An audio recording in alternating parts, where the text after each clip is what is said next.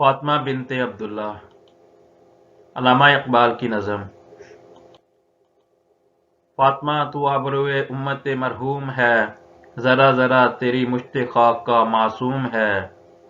یہ سعادت حور صحرائی تیری قسمت میں تھی، غازیان دین کی سقائی تیری قسمت میں تھی۔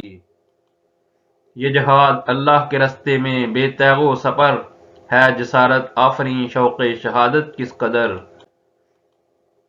یہ کلی بھی اس گلستان خزاں منظر میں تھی، ایسی چنگاری بھی یارب اپنی خاکستر میں تھی۔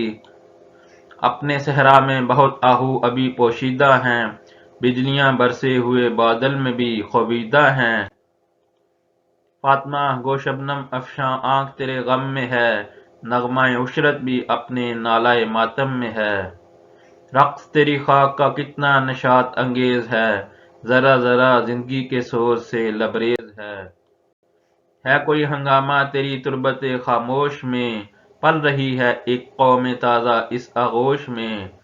بے خبر ہوں گرچہ ان کی وسعت مقصد سے میں، آفرینش دیکھتا ہوں ان کی اس مرکز سے میں۔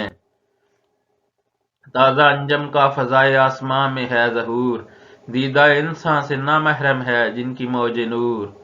جو ابھی ابھرے ہیں ظلمت خانہ ایام سے، جن کی ذو نا آشنا ہے قید صبح و شام،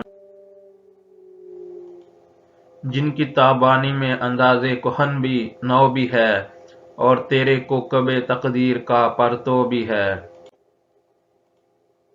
اب اس نظم کی تشریح دیکھ لیتے ہیں۔ ستمبر 1911 میں اٹلی نے طرابلس پر حملہ کیا تھا۔ اس وقت ترکی کے پاس صرف 2 جنگی جہاز تھے، اور وہ بھی مرمت طلب۔ نہ توپیں تھیں، نہ گولہ بارود، اور نہ فوج ہی کا کوئی انتظام تھا، نہ کھانے پینے کا بندوبست، یہاں تک کہ مردوں کو کفن دینے اور زخمیوں کا علاج کرنے کو بھی کچھ نہ تھا۔ میدانی فوج کا راستہ انگریزوں نے مصر کی ناکہ بندی کر کے روک دیا تھا، اس لیے عربوں کے دینی اور دنیاوی قائد شیخ سنوسی مرحوم نے جہاد کا اعلان کر دیا، اور نہتے مسلمان سر سے کفن باندھ کر میدان میں آ گئے۔ اس بے کسی کے عالم میں ایک 14 برس کی لڑکی فاطمہ بنت عبداللہ جذبہ دینی میں اپنی جان پر کھیل کر پانی کا مشکیزہ کاندھے پر اٹھائے ہوئے زخمیوں کو پانی پلاتی پھرتی تھی۔ 12 نومبر 1913 کو اس شیر دل عرب لڑکی کے شہید ہونے کا حال اخباروں میں شائع ہوا۔ علامہ کا دل مسلمانوں کی اس حالت زار سے بے حد متاثر تھا۔ اس خبر نے انہیں اور بھی بے قرار کر دیا اور یہ نظم لکھ دی۔ اس نظم نے فاطمہ کو زندہ جاوید بنا دیا اور جدید دور کے نوجوانوں کو راہ عمل دکھا دی۔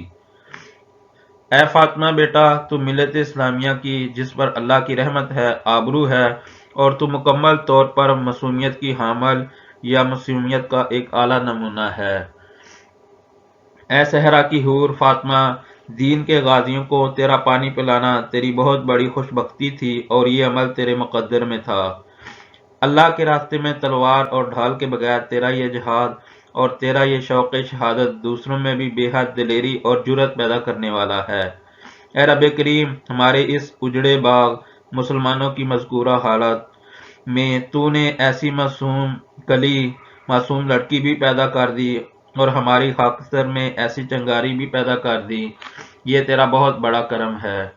ابھی اپنے صحرا میں بہت سے ہرن چھپے ہوئے ہیں، اور برسے ہوئے بادل میں بھی بجلیاں سوئی ہوئی ہیں۔ گویا مسلمانوں میں آج بھی فاطمہ جیسے بہت سے شیر دل اور جذبہ شہادت سے سرفراز افراد موجود ہیں، جو موقع ملنے پر اپنے اس جذبے کا عملی مظاہرہ کریں گے۔ اے فاطمہ بیٹا، اگرچہ تیری موت کے غم میں ہماری آنکھیں آنسو بہا رہی ہیں، لیکن تیری شہادت کی خوشی و مسرت بھی ہمارے اس نالہ ماتم میں شامل ہے۔